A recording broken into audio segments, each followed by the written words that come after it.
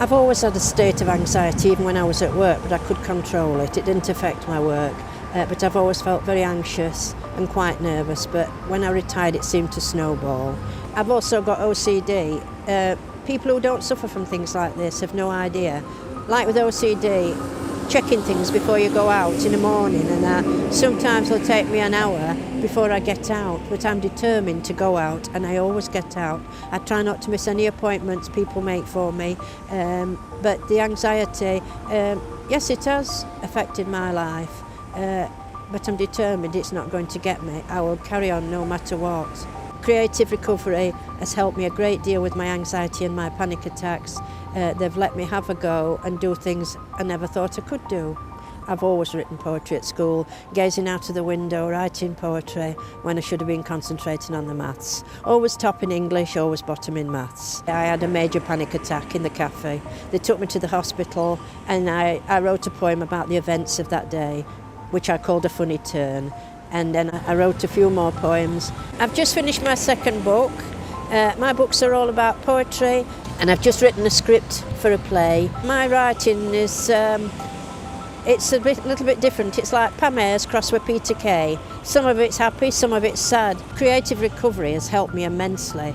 First of all, the people involved, Helen Bootle, Hayley Yule. It's opened up a new world. Give me hope, give me strength, give me the will to carry on. Forget my fear, forget my pain, and give me hope to start again. Sometimes in life the path is rough, the road is long, the hill is steep. But if you try and have a go, then you will smile and you'll not weep.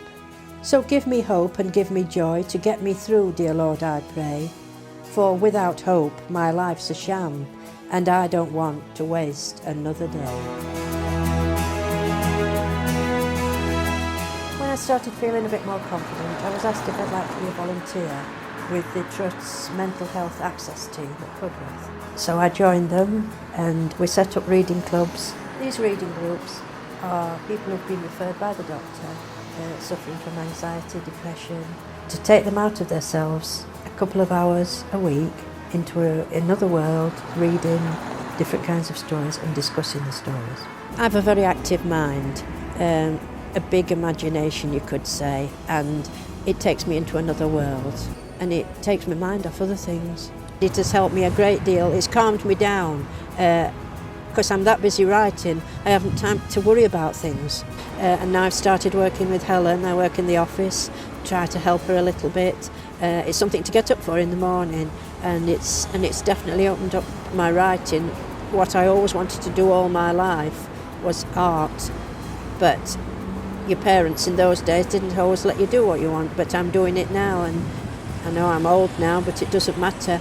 I'm doing it and I shall continue to do it, and I hope I shall continue to help creative recovery as long as I possibly can. People look at me and say when I do stand up and do the poetry, you look very confident and as if there's nothing wrong, but I hide it well. I never thought I'd be able to stand in front of 100 people and tell my stories, my poems, but it's amazing what you can do when you try.